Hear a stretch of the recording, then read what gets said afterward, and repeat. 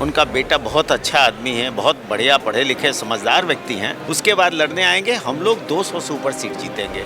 इस बार बहुत अच्छा माहौल है और जनता बहुत खुश है ये। और जब मन बना लिया है एक साथ चुनाव लड़ने का, तो सीट वीट बहुत मायने नहीं रखता है। लेकिन बिहार और महाराष्ट्र में बहुत अंतर है, तो बिना उनका नाम लिए कहाँ बिहार में कोई आगे बढ़ सकता है।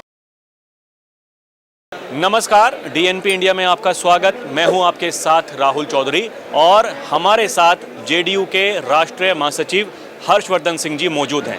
आज हम India expo mart greater Noida में मौजूद हैं और यहां पर सोलर एनर्जी को बढ़ावा देने के लिए एग्जीबिशन लगाई गई है और सर्वोकॉन लिमिटेड ने भी यहां पर अपनी प्रदर्शनी लगाई है। और यहां पर हर्षवर्धन जी आए हैं आज मुख्य अतिथि के रूप में। अब इनसे बातचीत करेंगे और जानेंगे कि किस तरीके से देश में जब एनर्जी के रूप में बहुत सारे काम हो रहे हैं और खुद चाहे प्रधानमंत्री मोदी हों या फिर देश की सरकार, वो कहते हैं कि ज़्यादा से ज़्यादा सोलर एनर्जी का इस्तेमाल किया जाए जिससे कि देश विकसित होने के लिए अग्रसर होगा। सर, बहुत बहुत स्वागत है आपका। नमस्कार नमस्कार। पूरे दुनिया में अगर आपको आगे बढ़ना है, पूरे दुनिया को, तो उसके लिए सबसे ज़्यादा ज़रूरी है एनर्जी।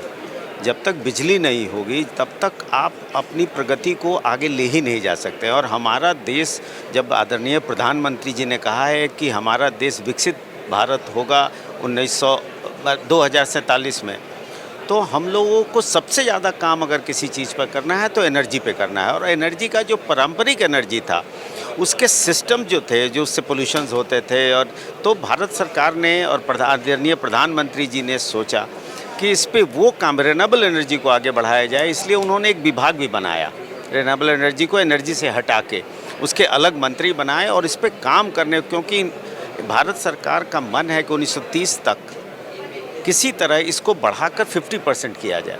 तो जब भारत में 50% करने का मतलब है कि आपको भारत के जितने शहर या गांव में आपको छत पे सोलर पैनल दिखने लगेंगे।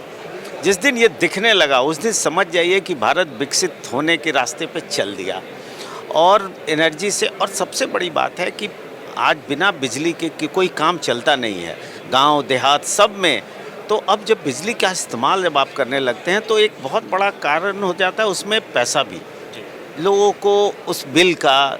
अगर हम अपने छत पे लगाते हैं, अगर हम सोलर पैनल्स का काम करते हैं, अगर भारत सरकार जो सब्सिडी दे रही है, जिस तरह का प्रोत्साहित कर रही है, अगर उस पर हम काम करते हैं तो एक दिन आएगा जब बहुत कम पैसे में, कई जगह तो ऐसा है, जैसे कई जगह लोगों को देखा है मैंने, जो सोलर पैनल्स लगे हुए हैं, जैसे पटना में मेरे घर पे सोलर पैनल लगा हुआ है, तो वो बिजली जो आती है उससे कई बार हमको माइनस में बिल आता है, हमको 1 रुपया भी नहीं लगता है।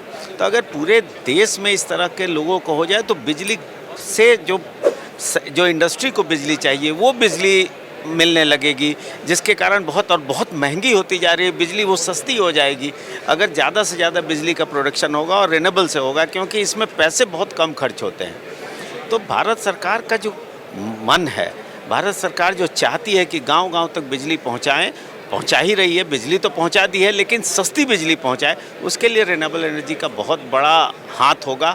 और ये जो एक्सपो लगा है वो पूरे दुनिया में सबसे बड़ा एक्सपो में से एक माना जाता है। तो यहाँ जब भी पूरे दुनिया के लोग आते हैं और हमारे पूरे देश के हर तरह के ब्यूरोक्रेट्स, पॉलिटिशियंस, लीडर्स और बिजनेसमैन सब आते हैं, वो यहाँ से कुछ सीख के वहाँ से कुछ नई टेक्नोलॉजी लेके जाते हैं जो अपने प्रदेश में, अपने छोटे जगहों पे उसको इस्तेमाल करते हैं और जिससे इस देश को फ़ायदा हो रहा है। इसलिए एक्सपो बहुत ज़रूरी है। अगर हम बात करें, देखिए, अगर सोलर एनर्जी की, तो ये अपने आप में बहुत बड़ा कदम है, लेकिन गांव देहात में खासकर जो किसान वर्ग हैं उनको हम देखते हैं कि वो अभी भी बड़े परेशान रहते हैं कि भाई महंगी दरों पर वो बिजली खरीद रहे हैं सरकार से, और इतने पैसे उनके पास में नहीं है कि वो पैसा खर्च करके एक बार में कोई बड़ा प्लांट लगवा लें इस तरीके से कोई सोलर का। तो क्या सरकार की प्राथमिकता रहेगी किस तरीके से उनको कि भाई कम खर्चे पर उनका काम भी हो जाए और उनकी जेब पर बर्डन भी ना पड़े? देखिए, इसके छोटे छोटे इक्विपमेंट्स भी कम से, क्योंकि गांव देहात में बहुत एसी और इस सब को, गांव में जो घरों में अभी भी बहुत फैशन नहीं है कि एसी चलाएं और कूलर चलाएं। पंखा और बिजली की लाइट्स, जो गरीब लोग, जो हमारे निचले स्तर पे जो धीरे धीरे प्रगति करके देश में सहभागी हो रहे हैं, आगे बढ़ रहे हैं। आज सारी जगह सड़कें बन गई, सारी जगह बिजली लाइन हो गई।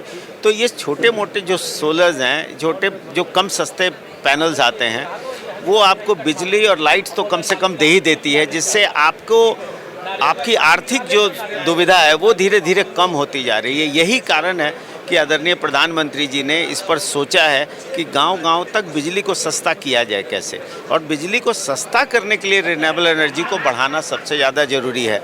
जब तक ये एनर्जी बढ़ेगी नहीं, रिन्यूएबल एनर्जी पे काम नहीं होगा, बिजली का दर सस्ता नहीं होगा और गाँव-गाँव में आसानी से लोग बिजली इस्तेमाल नहीं कर सकेंगे।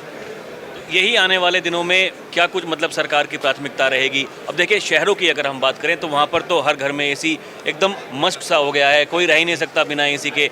और फिर जब देखते हैं तो बिजली का बिल इतना आता है, तो वहाँ पर खासकर जब लोग फ्लैट्स में रहते हैं, शहरों की अगर मैं बात करूँ, वहाँ कैसे मैनेज हो पाएगा? नहीं, जब बिजली पूरे देश में, क्योंकि देखिए, हाँ, भारत सरकार का काम सिर्फ शहरों को बिजली देना नहीं है, गाँवों को बिजली देना है, इंडस्ट्रीज़ को बिजली देना है, रेलवेज़ को बिजली देना है। तो जहाँ भी वो बिजली देती है, तो बिजली अगर आप में के पास कमी रहेगी तो बिजली का दर अपने आप बढ़ता रहेगा, क्योंकि आपकी मजबूरी है महंगी बिजली खरीदना। तो जब बिजली महंगी खरीदेंगे तो बिजली महंगी बेचेंगे। लेकिन जैसे ही सारे जगहों पे पूरे देश में अगर रिन्यूएबल एनर्जी 50% का हो जाएगा तो ऑटोमेटिकली बिजली का दर कम हो जाएगा, और बिजली का दर कम जैसे ही हो जाएगा तो फ्लैट्स में रहने वाले हों या घर में रहने वाले हों, गांव में सबको सस्ती बिजली मिलने लगेगी। अब थोड़ा सा राजनीति पे आते हैं। अब देखिए, बिहार में चुनाव है, बड़ी चर्चाएं चल रही हैं अब की बार। उधर लालू यादव जी बार बार कह रहे हैं कि भाई बीजेपी की सरकार नहीं बनने देंगे। वो एनडीए का नाम नहीं लेते, वो बीजेपी का नाम लेते हैं। कई बार कह भी चुके हैं नीतीश जी फिर से आएंगे तो उनका स्वागत करेंगे। उधर बीजेपी का कहना है कि भाई सरकार तो हम ही बनाएंगे। क्या कुछ चल रहा है, कैसे चुनाव लड़ेंगे, क्या तैयारी है पार्टी की? देखिए, हमारी पार्टी की तैयारी 5 साल चलती है चुनाव की। आदरणीय नीतीश कुमार जी 5 साल समीक्षा करते हैं। अभी तो हर जिले घूमकर प्रगति को देख रहे हैं, जहां कमी है उसको पूरा कर रहे हैं। पहले भी करते हैं, उनकी यात्राएं चलती रहती हैं, और वही यात्रा के दौरान वो पूरे बिहार को अपनी खुद की नज़र से देखते हैं, वहाँ की क्या कमी है, क्या फ़ायदा है, वो पूरी ध्यान से देखते हैं। बस अगर आरजेडी या कोई विपक्ष पार्टी कहती है तो अभी हमारा प्रदेश में बीजेपी से मेरा सरकार चल रहा है, और हमारे सपोर्ट से देश में बीजेपी का सरकार चल रहा है। तो इतना अच्छा कॉम्बिनेशन है, इतना बढ़िया से चल रहा है, देश की प्रगति हो रही है, प्रदेश में काम हो रहा है, तो इसमें और जनता देख रही है। तो कभी भी डबल इंजन की सरकार जो है, जो बहुत अच्छा काम कर रही है, और इस बार बजट में बिहार के लिए आपने देखा ही कितना अच्छा काम किया देश की सरकार ने। हमारे यहाँ पूरा आदरणीय नीतीश कुमार जी के नेतृत्व में अच्छा काम हो रहा है। तो वहाँ जनता खड़ी है एनडीए को वोट देने के लिए, एक आदमी खड़ा है।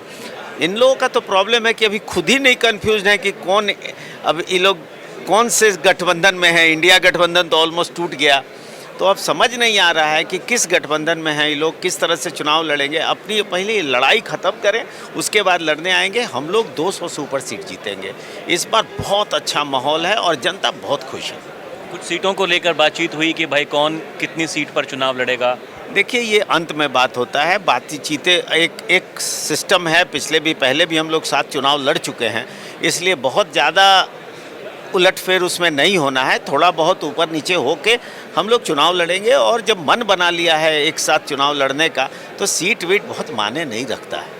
बहुत चर्चाएं चलती रहती हैं, कभी इधर नीतीश जी के लिए बात होती है, कभी उधर नीतीश जी के लिए बात होती है। उधर वो कह रहे हैं कि नीतीश जी के नेतृत्व में चुनाव तो लड़ेंगे, लेकिन कहीं महाराष्ट्र की तरह हो गया तो फिर वहाँ देवेंद्र फडणवीस को चुनाव जीतने के बाद में मुख्यमंत्री बना दिया, यहाँ पर बीजेपी ने कुछ ऐसा कर दिया। उसको लेकर के कुछ सोचा है? देखिए, वैसे तो मैं बहुत नहीं बोलना चाहता, लेकिन बिहार और महाराष्ट्र में बहुत अंतर है।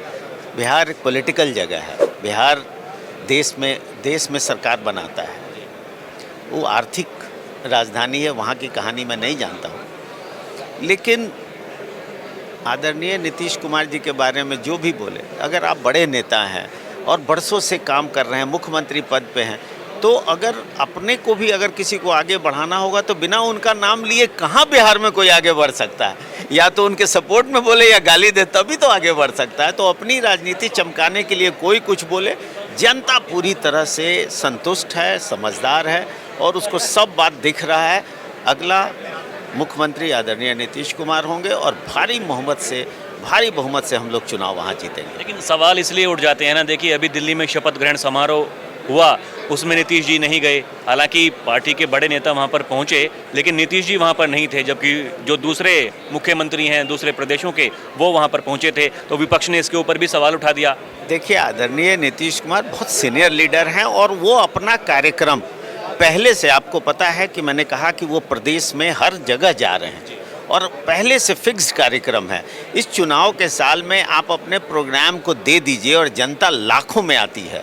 लाखों में खरी जनता को आप ये कहेंगे कि हम किसी मतलब दूसरे जगह स्टेट में फंक्शन में जा रहे हैं, वो इसको ठीक नहीं समझते हैं।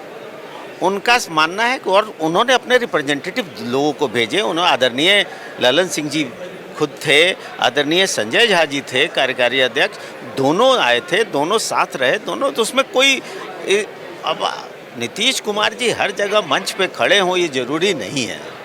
नीतीश कुमार जी का आशीर्वाद बहुत है दूर से। और इस समय बिहार में हमारा चुनाव है, बीजेपी भी समझती है, हम लोग भी समझते हैं कि इस समय हम लोग पूरा बिहार नीतीश कुमार का चेहरा देखना चाहता है और उन्हीं के नाम पे वोट होता है नीतीश कुमार का। इसलिए नीतीश कुमार जी को बिहार में भी रहना, बिहार में घूमना बहुत जरूरी है। एक और आखिरी सवाल मेरा, चर्चाएं चल रही हैं कि अपने बेटे को उतारने वाले हैं चुनाव में नीतीश कुमार जी। देखिए, इस पर मेरे बारे में हमको कोई जानकारी नहीं है और किसी को भी जानकारी नहीं है। ये पत्रकारों का एक माहौल बना हुआ है। वो कभी भी, मुझे नहीं लगता है कि उनका बेटा बहुत अच्छा आदमी है, बहुत बढ़िया पढ़े लिखे समझदार व्यक्ति हैं, लेकिन कभी नीतीश कुमार जी का कोई इंडिकेशन, कभी भी हम लोगों ने उनके साथ काम कर रहे हैं, कभी भी किसी तरह का कोई तरह का बात, कभी किसी मीटिंग में उनको ले जाना, कभी इस तरह का कोई बात अगर आदरणीय नीतीश कुमार जी ने कभी नहीं कहा। इसलिए मुझे नहीं लगता है कि इस तरह की कोई बात है। ये सब एक मनगढ़ंत एक बात है किसी आदमी का निकला हुआ। लोग जब लीडर्स को चाहते हैं तो चाहते हैं वो भी आए। बट आदरणीय नीतीश कुमार जी ने कभी ऐसा इंडिकेशन नहीं दिया, ना जनता को ना पार्टी के लोगों को। चलिए सर, बहुत बहुत धन्यवाद हमसे बात करने के लिए, समय देने के लिए। अभी के लिए इतना ही। आप देखते रहें DNP इंडिया। कैमरा पर्सन प्रिया के साथ मैं राहुल चौधरी। नमस्कार।